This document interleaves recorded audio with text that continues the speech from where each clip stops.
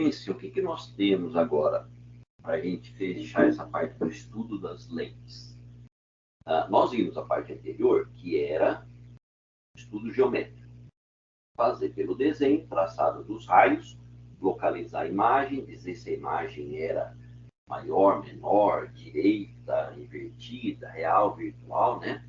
Mas se você se lembrar para os espelhos, a gente também fez isso com desenho e depois fizemos usando as equações de Gauss. Agora a mesma coisa. Tem muita coisa diferente para falar, até tem uma coisa diferente para falar, mas basicamente o que você precisa para fazer o estudo analítico, né? Vamos aqui. Estudo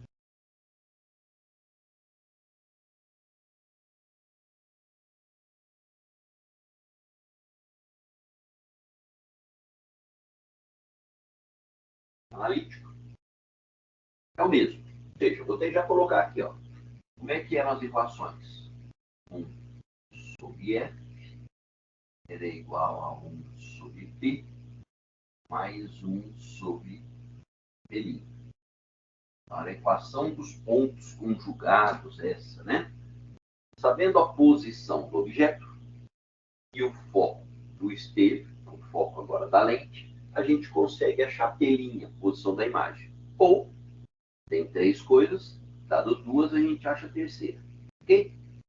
Tinha uma outra equação, que era a equação do aumento linear transversal. Y' y igual a menos P' sobre T. Então, essa equação do aumento linear transversal permitia a gente associar y', tamanho da imagem, y, tamanho do objeto, menos P', posição da imagem, T, posição do objeto. Então, tinha exercício que vinha. Qual é o aumento linear transversal? Continua o mesmo nome aqui. Quero o aumento? Ou eu faço esse dividido por esse, ou esse dividido por esse, já que é igual, né? Tanto faz como eu vou calcular. Agora, nada me impede de trabalhar com a proporção entre as alturas e as posições. Agora, pensando em lentes. Então, vamos começar aqui fazendo o que seria, então, né, o esquema da lente. Ó. Então, uma das coisas que foi dita lá é que, primeiro, a lente ela tem duas faces, né? Uma que está virada para o objeto, que recebe luz, e a outra face, é a que está virada para a imagem. Também não dá para falar isso, porque pode ter imagem real ou virtual, né?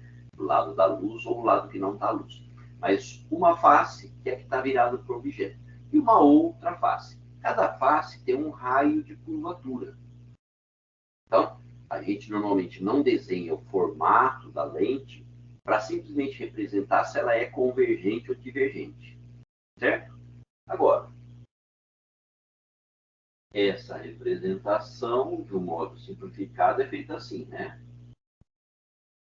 Coloco o segmento, setinha na ponta. Se a setinha apontar para fora, eu vou desenhar aqui, isso é uma lente convergente.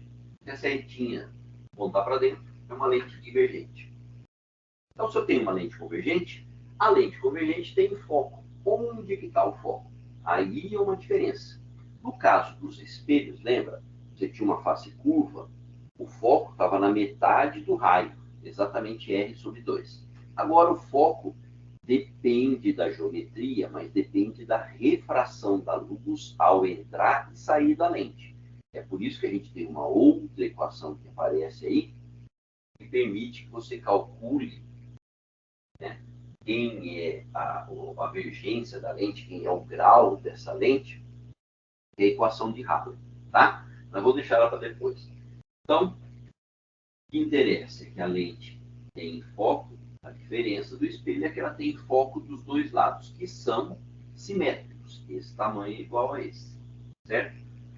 Raio que eu jogue aqui paralelo sai na direção do foco, mas se eu jogar do lado de lá, também atravessa a lente, pode atravessar nos dois sentidos, raio paralelo, sai na direção do foco. E aí tem um outro ponto, ponto anti-principal, que está na mesma distância aqui para trás, e ele é similar ao centro de curvatura lá do espelho. Tem dos dois lados. Tá? E está na mesma distância, ou seja, se do foco até o centro óptico da lente é F, essa distância vai aparecer aqui, vai aparecer aqui, vai aparecer aqui. Tá? Essa mesma distância, toda vez que você for representar, é com o mesmo tamanho. E aí eu tenho o objeto colocado em algum lugar que emite luz em direção à lente. Ah, coloquei um objeto, por exemplo, aqui. Beleza. Então, esse objeto tem um tamanho, é o Y. Raio paralelo ao eixo sai na direção do foco. Como a lente é convergente, ela concentra os raios. O raio passa aqui no foco e vai embora. E o raio que vem no centro óptico, no meio da lente, não sofre desvio, vai embora. Consequentemente, esses dois se encontrariam aqui. Então, naquele ponto é que teria a formação da imagem. Essa é aquela situação que eu tenho uma imagem maior do que o objeto, invertida, e ela é formada pelo encontro dos raios. Então, as nossas equações servem exatamente para isso. Eu sabendo qual é a distância focal, quanto que mede o foco, e sabendo qual é a posição que o objeto está, P, eu consigo localizar qual é a posição que a imagem está, P'. Y' y são os tamanhos. Então, eu sabendo y, tamanho do objeto, eu consigo determinar o tamanho da minha imagem, y'. Mas é aquela coisa, ó. Tem, por exemplo, imagem direita, tem imagem invertida. Certo? Então, quando você vai calcular o y', y' pode ser positivo ou negativo. Imagem direita ou invertida. Mesma coisa para o P'. Quando você calcula o P' aqui, nesse caso, a imagem é real. Toda imagem real, ela tem P' positivo. E vice-versa. Toda vez que o P' é negativo, é imagem virtual. Y' para baixo, negativo. Imagem invertida. Esse é o caso dessa figura. Se o Y' é positivo, é porque é uma imagem direita. Então, essas situações são exatamente iguais ao caso dos espelhos. Tá? Aqui não tem a menor diferença. São as mesmas equações. Na verdade, Gauss estudou essas equações para os elementos que usam a geometria esférica. Ou é um espelho esférico ou é uma lente. E as duas superfícies são gastas no formato esférico. E essa equação que está aí, ela é uma equação aproximada, né? Tanto para o espelho quanto para a lente. Mas se você trabalhar com objetos pequenos comparados com a distância focal, é uma boa aproximação essas equações. Tá? E aí existe, portanto, também a equação dos pontos conjugados, a equação de Rayleigh. A equação de Rayleigh vai permitir que você calcule o foco da lente e que esse foco da lente, muitas vezes, agora no caso das lentes, a gente chama de vergência. Qual é a vergência da lente? A vergência da lente, ou às vezes chamada de convergência da lente, ela é 1 sobre o foco. E isso aqui é basicamente aquilo que você vê quando fala-se de um óculos. Fala, um óculos, de quantos graus que é seu óculos? É isso aqui. Tá? Toda vez que você trabalha com foco em metros, a vergência, a unidade vai ser 1 sobre metro. 1 sobre metro é chamado de di, que é abreviação para dioptria, que nada mais é no popular grau. Por que popular? Porque grau é uma medida lá da geometria. Então, por isso que a gente vê o oftalmo falando grau, não sei o quê, mas o físico mesmo não usa. Porque o grau de alguma coisa é uma abertura, é um ângulo, é uma medida angular. Tá?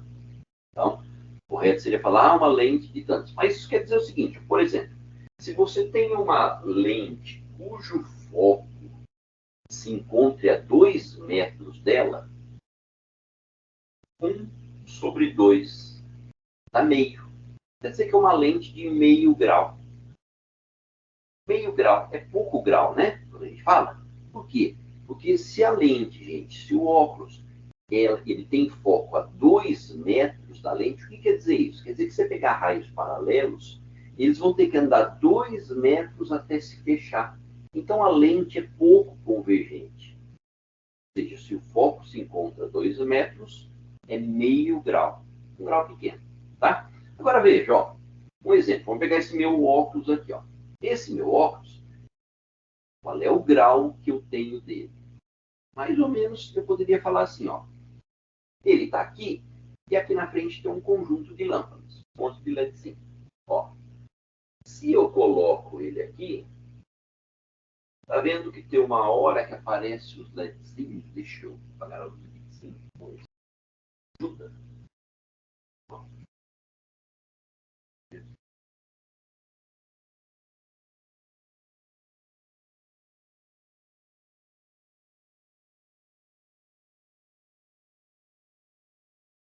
Aqui na luz não tem nada, mas se eu vou aproximando, você vai ver um clarão aparecer lá. Então, esse claro que está aparecendo aqui é a imagem dessas lâmpadas. E elas estão longe. Se elas estão relativamente longe, essa distância aqui está dando uns 30 centímetros, mais ou menos. Tá? O bom, para eu achar a distância focal da lente, era ir lá fora, no sol, no interior do céu coberto, mas botar ela no sol. Sabe aquela brincadeira que você faz de usar o óculos para queimar formiguinha no chão? Você viu? Você viu? Formiguinha queimada, que cheiro que tem? É o cheiro do ácido fórmico. Né? O ácido fórmico vem da gente ter estudado as formigas e ver que ela tinha lá um componente ácido, que é o ácido fosfato, usando fósforo, né? Então, um dos ácidos usando fósforo. Coloco isso aqui lá no sol. Põe a mão embaixo. Fico regulando a distância. A hora que eu achar aquela bolinha de luz aqui, aquela bolinha é a luz que veio do sol paralelo e concentrou naquele lugar. Aí eu meço a distância da lente até minha mão. Essa distância é o foco, a distância focal, aproximadamente.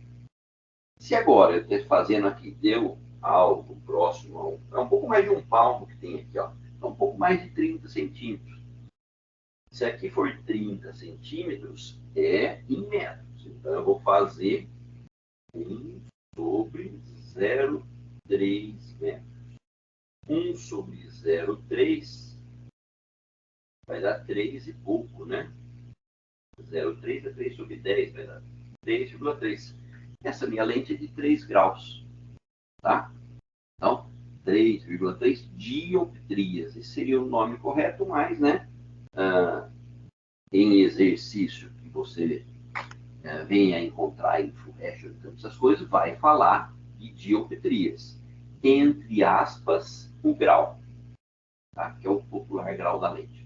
Então, você tem uma equação que permite que você calcule a vergência da lente e ela envolve o raio das faces. Está lá no materialzinho. Não costumo dar muita ênfase para essa equação. A equação de Halley, sabe o cara do cometa Halley? Né? Foi ele que fez um estudo de lentes para fazer um telescópio legal, né? E aí, era o melhor telescópio para funcionar nessa situação tem que ter foco tanto.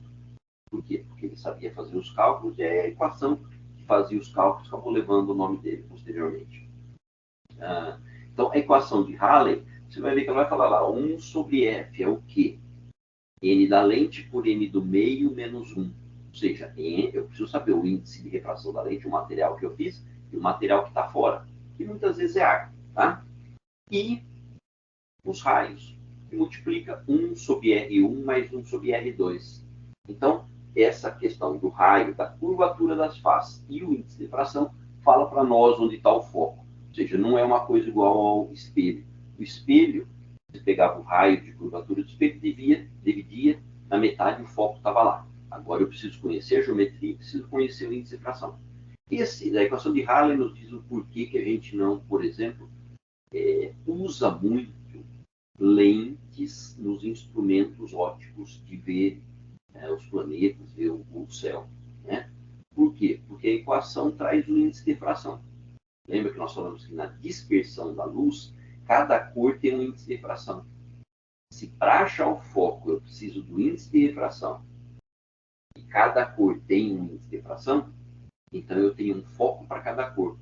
Ou seja, a luz vem de um planeta, às vezes, com várias cores policromáticas misturadas, mas quando ela passa na lente, sai dá um pouquinho de desvio entre as cores. Às vezes é interessante eu separar as cores para conseguir saber quais cores está sendo emitido. Sabendo as cores emitidas, eu sei avaliar a temperatura, eu sei avaliar a composição química da estrela. Tá? Mas, por outro lado, você passa a ter uma aberração cromática. Na hora de formar a imagem, você tem que ter uma outra lente para fazer a correção, para juntar essas cores novamente, para trazer a imagem do jeito que é o próprio objeto. Tá? Coisa que muitas vezes se usa a lente e aí se usa um software que acaba fazendo essa interpretação para nós. Tá? Mas é mais comum a gente usar para os sistemas de observação espelhos, né? E o grande telescópio, o Hubble, aí são vários espelhos acopladinhos para formar um grande espelho. E a vantagem do espelho é exatamente isso, não ter o problema da aberração cromática. Tá? Quer dizer, a aberração cromática também teria. Né? Se você está usando uma lente para olhar alguém com uma camisa verde, em princípio teria um pouquinho de dispersão da luz, mas